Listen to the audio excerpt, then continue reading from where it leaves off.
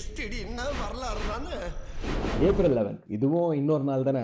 அதான் இல்லைங்க, ஸ்போர்ட்ஸ்னு வரும்போது இந்த நாள் ஃபுல்லாவே அப்படியா அந்த மாதிரி மொமெண்ட்ஸ் தான் இருந்திருக்கு. வெல்கம் டு ஹிஸ்டரினா வரலாறு தானே. அந்த நாள், அந்த மேட்சஸ், அந்த அடடடடா மொமெண்ட்ஸ். லெட்ஸ் ஜம்ப் ரைட் இன். 2024 போன வருஷம் தான் இந்த நாள். மும்பைல இருந்து ஒரு 15 வயசு பொண்ணு ஆனந்தி நந்தன் சந்தவர்கர் இத்தாலியில நடந்த ஓபன் ஸ்கிப் ஹீரோ சேலஞ்சில் ஒரு மாஸ் காட்டிய நாள். மிக்சட் ஜெண்டர் கேட்டகரியில பிரான்ஸ் மெடல் ஜெயிச்சாங்க. அண்டர் 17 கேர்ள்ஸ் டிவிஷன்ல ஃபர்ஸ்ட் பிளேஸும் வாங்கினாங்க. 10 நாடுகள்ல இருந்து 200 செயலர்ஸ் கூட போட்டி போட்டு டாப்லயே வந்து பினிஷ் பண்ணாங்க. இது வெறும் ஆரம்பம் தான்.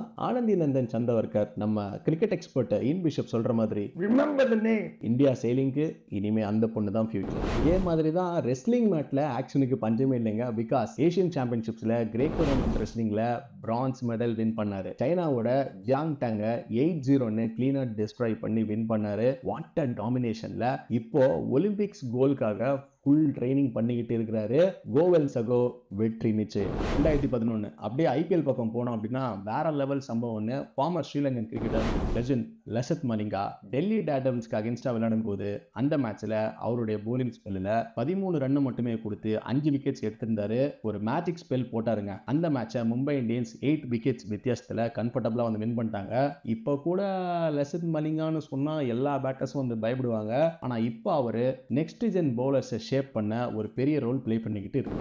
அப்படியே 1967க்கு போனா பாஸ்கெட் பால் பாப்பீங்கல்ல. பிலடெல்பியா 76ers பாஸ்டன் செல்டிக்ஸோட 80th சாம்பியன்ஷிப் ஸ்ட்ரீக்கை வந்து பிரேக் பண்ணாங்க.